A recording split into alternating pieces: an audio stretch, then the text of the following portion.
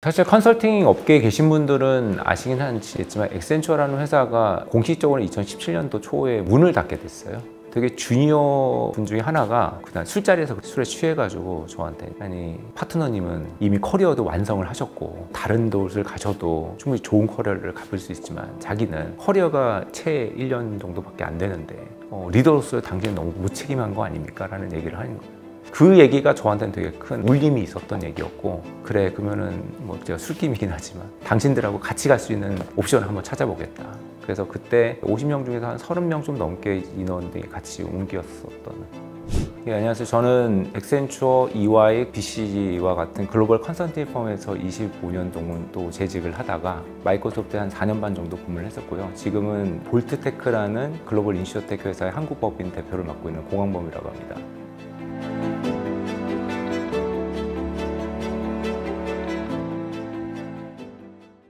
사실 저는 이 컨설팅이라는 회사를 처음 알게 된 건 저희 아버님 때문에 알게 됐고요. 저희 아버님도 컨설턴트셔가지고 컨설팅 회사가 얼마나 좋은지에 대해서 저한테 주입식 교육 같은 걸 시켰었던 것 같습니다. 그래서 그때 이제 저희 아버님이 컨설팅에서 추천했던 가장 큰 이유 중에 하나는 너보다 나은 사람들을 많이 만나볼 수 있다. 그게 동료이든지 간에 아니면 기업체의 임원분들을 많이 만나게 되니까 뭔가 그래도 그 분야에서 성공하고 배울 수 있는 사람을 만날 수 있는 기회가 많은 직장이어서 우리 아들이 이런 인더스트리에서 일했으면 좋겠다라고 강하게 추천을 해주셔가지고 컨설팅이라는 회사를 좀 좁혀서 고민을 했었던 것 같습니다. 처음에는 그렇게 녹록치는 않았었던 것 같아요. 근데 사실은 뭐 거기서 살아남는 건 이제 오롯이 저희 역할이니까, 그 컨설팅 회사라는 곳은 사실은 철저하게 이제 경쟁하는 그런 사회거든요. 일반 기업은 공식적으로 1년에 한 번씩 승진이 있잖아요. 제가 처음에 입사했던 엑센처라는 직장이 1년에 2번 공식 프로모션이 있었어요. 3월에 한 번, 9월에 한 번 이렇게 2번 프로모션이 있었는데 저 동기가 한 50여 명 가까이가 있었는데, 솔직히 말씀을 드리자면 저는 제 동기들 중에서 가장 늦게 승진을 했던, 약간 동기들 중에서는 열등반? 그래서 처음에는 후회도 많이 했고, 전에는 사실 제가 뭐 대학을 재수를 한다거나 인생에서의 그런 커다란 실패가 별로 없었던 것 같았는데 직장에서 그런 좌절도 많이 했고, 내가 이 정도밖에 안 된 사람인가? 이런 부분들도 많이 고민을 했었던, 방황했던 시기가 직장 초기였었던 것 같습니다. 그러다 보니까 되게 자존심도 많이 상했고, 내가 다른 데에서 더 좋은 오퍼를 받을 수 있지 않을까라고 해서 인터뷰도 많이 보고 다른 데 직장도 많이 알아보고 했었는데 잘 안 되더라고요.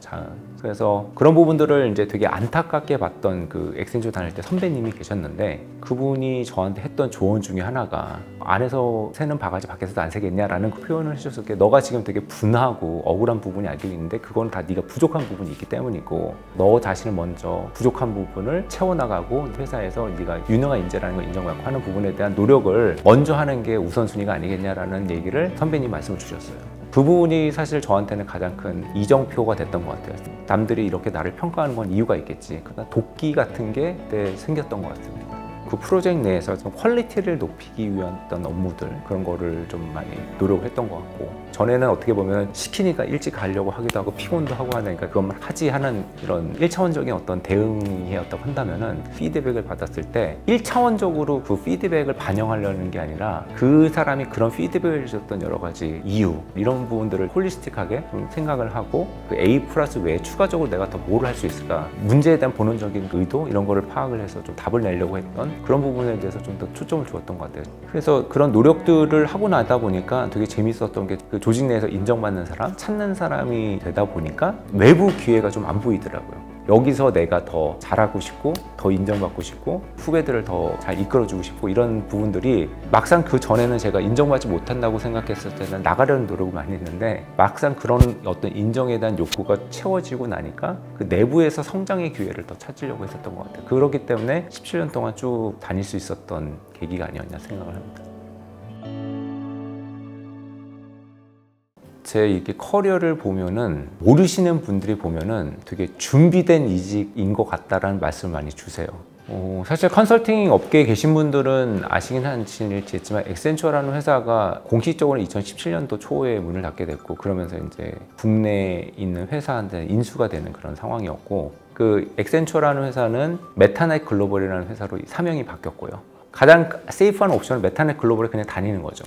근데 이제 아무래도 액센처라는 회사의 브랜드라든가 외국계 컨설턴트로서의 그런 자긍심이나 이런 걸 가지고 계신 분들한테는 아무리 뭐 돈을 많이 줘도 그래도 만족스럽지 않은 그런 거기 때문에 제가 이런 얘기는 솔직히 거의 처음 하는 것 같은데, 그 당시 액센처에 제가 데리고 있던 같이 일했던 동료분들 중에서도 약간 시니어들도 있고 입사한 지 얼마 안 된 주니어들도 있는데, 그런 주니어분들한테 우리가 회사가 이제 한국에서 이제 오피스가 클로즈하게 됐고 메타넷이라는 회사에서 사명이 바뀌어서 이렇게 가게 되는 건데 여기서 계속 일하는 옵션도 있다. 그런 거를 이제 커뮤니케이션을 어떤 리더가 해야 되잖아요. 되게 주니어 분 중에 하나가 그냥 술자리에서 술에 취해가지고 저한테 이제, 아니 파트너님은 이미 커리어도 완성을 하셨고 다른 곳을 가셔도 충분히 좋은 커리어를 갚을 수 있지만 자기는 커리어가 채 1년 정도밖에 안 되는데, 나는 액센처라는 회사를 보고 들어왔지 맥센 글로벌이라는 회사를 보고 들어온 거 아닌데 리더로서 당신은 너무 무책임한 거 아닙니까? 라는 얘기를 하는 거예요. 그 얘기가 저한테는 되게 큰, 어떻게 보면은 좀 울림이 있었던 얘기였고, 그래 그러면은 뭐 제가 술김이긴 하지만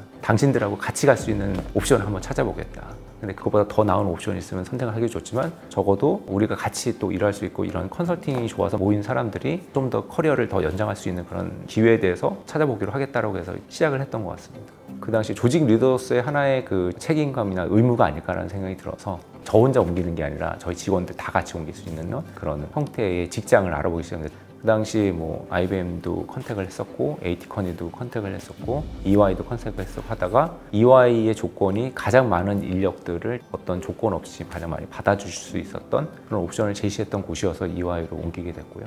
물론 이제 뭐 IBM이나 그 당시 컨택했던 에이티커니라는 컨설팅 회사에서 조건을 줬는데 몇 가지 제약 조건이 있었어요. 뭐 너무 사람이 많기 때문에 몇 명 정도의 인원만 네가 픽앤추스해서 데려올 수 있다, 이런 옵션을 하기 때문에 저희가 같이 일했던 많은 직원들이 같이 움직일 수 있는 그런 직장을 찾았던 게 넘버원이었기 때문에, 그래서 그때 50명 중에서 한 30명 좀 넘게 인원들이 같이 옮겼었던, 그래서 이제 이화에서 디지털 컨설팅이라는 부분을 새로 이제 개척을 하기 시작을 한 거죠.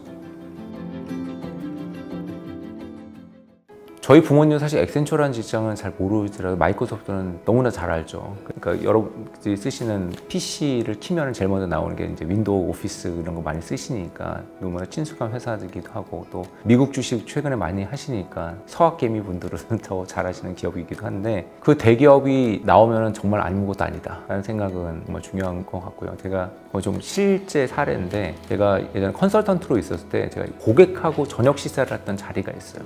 그분이 이제 삼성전자 전무님을 하시다가 퇴직을 통보받고서 나왔는데, 본인이 좀 충격을 먹는 일이 있어서 쭉 이게 친한 사람을 전화를 했는데 가나다 순으로 이게 사람을 찾아보니까 제가 보시잖아요. 그러니까 저한테 컨택하는데 제가 댁에서 이제 만나서 저녁을 하시겠는데, 그분이 이제 술 취해가지고 하신 얘기가, 삼성을 나와보니까 아무것도 아니더라. 내가 삼성이 나인 줄 알고 난 동일시에서 너무 이렇게 본인이 겸손하지는 못하고 이렇게 했던 것 같다. 저도 근데 어떻게 보면 을이었으니까 삼성이 갑이고, 본인이 했던 여러 가지 말이라든가 이런 것 때문에 제가 상처받은 게 있다면 미안하다, 그렇게 얘기를 하시더라고요. 이분이 왜 갑자기 이런 말씀을 하시지? 사람이 이렇게 회사에 잘렸다고 이렇게 바뀌나? 이분이 현타를 먹게 된 계기가 뭐였냐면은, 자기하고 똑같이 퇴임 통보를 받은 임원이 있었는데 이분은 재취업에 성공을 한 거예요.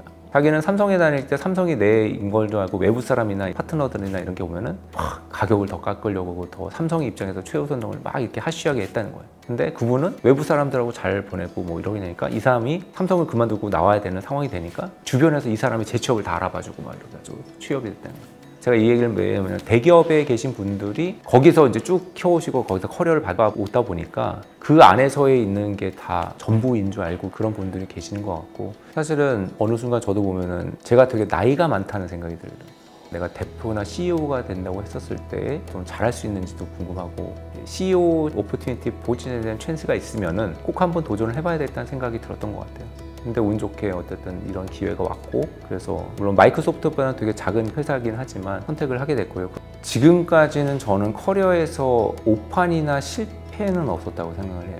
근데 이 커리어라고 하는 부분들이 제 좁은 소견이긴 하지만 책 중에 매직 효과라는 게 있는데, 우리가 배웠던 여러 가지 경험과 이런 게 버릴 건 없는 것 같아요. 제가 컨설팅에서 쌓았던 경험, EY에서 쌓았던 경험, BC에서 쌓았던 경험들이, 마이크로소프트에서 쌓았던 경험들 다 저의 커리어에 다 이게 다 녹아들어 있고 내재화돼 있어서 제가 다음 일을 할 수 있는 데에 대한 큰 자산이 된다고 저는 생각을 하거든요. 그렇기 때문에 볼트테크에서 CEO로 일을 하고 이 포지션을 할 수 있는 가장 큰 원동력이지 않나 생각을 합니다.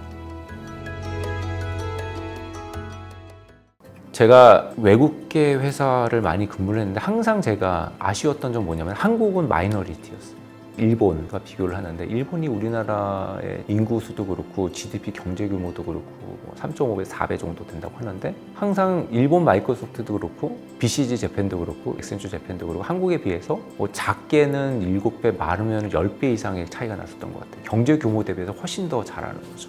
근데 지금 저희 회사는 아시아에서 한국이 제일 크거든요. 이거를 계속 저희가 잘 성장을 시켜서 지금 제가 있는 골드테크라는 회사의 매출적인 부분이든 아니면 사람을 잘 키워서 이제 본사에 수출하는 그런 역할을 하든지 간에 영향력 있는 그런 회사로 만들어 보고 싶다. 그리고 저희가 갖고 있는 여러 가지 글로벌의 다양한 경험들이나 이런 거를 가지고서 한국 기업들이 좀 더 성장할 수 있게끔 도와줄 수 있는 그런 가교 같은 역할도 해보고 싶은 부분이 있고 그렇기 때문에 저 개인적인 성장뿐만 아니라 골드테크 한국 코리아 직원들이 좀 더 자부심과 자긍심을 가지고 좀 더 많은 일을 이룰 수 있는 그런 역할을 해주고 싶은 생각이 있습니다. 그거를 종합적으로 만들기 위해서 일단 주어진 환경에서 최선을 다하는 게 첫 번째 덕목이라고 생각을 하고요. 20대 때 어떻게 사는지가 30대를 결정을 하고 30대에 어떻게 사는지가 40대를 결정을 한다. 40대 어떻게 사는지가 50대 인생을 결정을 한다. 제가 이렇게 자신 있게 얘기할 수 있는 거는 저는 고민과 결핍이 만들어낸 커리어라고 말씀을 드리고 싶고요. 제 커리어가. 왜냐하면 항상 내가 부족한 게 뭘까? 내가 남들보다 떨어진 게 뭘까? 내가 뭐를 보충해야지 될까? 라는 그 결핍에 대한 니즈, 그 고민에 대한 게 있는 상태에서 그거를 채워나가고 메꿔나가려고 노력을 했던 커리어였던 것 같아요. 완벽한 사람은 없거든요. 모두에 말씀드린 저도 되게 또 열등생으로 시작했고 완벽하지 않은 커리어에서 시작이 됐고 그러니까 처음부터 완벽하지 않다고 하는 부분에 대해서 쉽게 좌절하거나 포기하지 말고 그거를 인지를 하고 받아들이고 그거를 어떻게 극복해 나갈 거냐를 실제 실행을 하는 부분들이 되게 중요한 것 같다는 거를 좀 말씀을 드리고 싶습니다.